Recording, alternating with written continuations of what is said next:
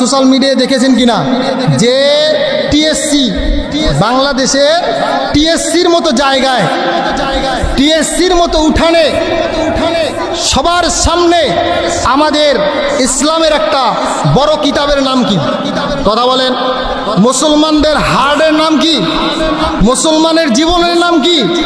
এই কোরআনুল কারিমের মতো কিতাবকে স্পষ্টভাবে সবার সামনে দিবালাকে পুড়িয়ে দিয়েছে আমাদের বাংলাদেশের আইন। এর জন্য কি আছে এটা আমরা সরকারের কাছে জানতে চাই। এটা আমরা প্রত্যেকটা মুসলমান হিসেবে নিন্দা জানাই যে আমরা মুসলমানের দেশে বসবাস করি, আমরা মুসলমান, আমাদের কিতাবের নাম কোরআন। হইতে পারে আমরা কোরআন পড়তে পারি না, কিন্তু কোরআনের জন্য মহব্বত আমাদের আছে না নাই? কথা বলেন, আছে না নাই? এই কোরআনের জন্য প্রয়োজনে আমরা জীবন দিতে রাজি আছি না ইনশাআল্লাহ?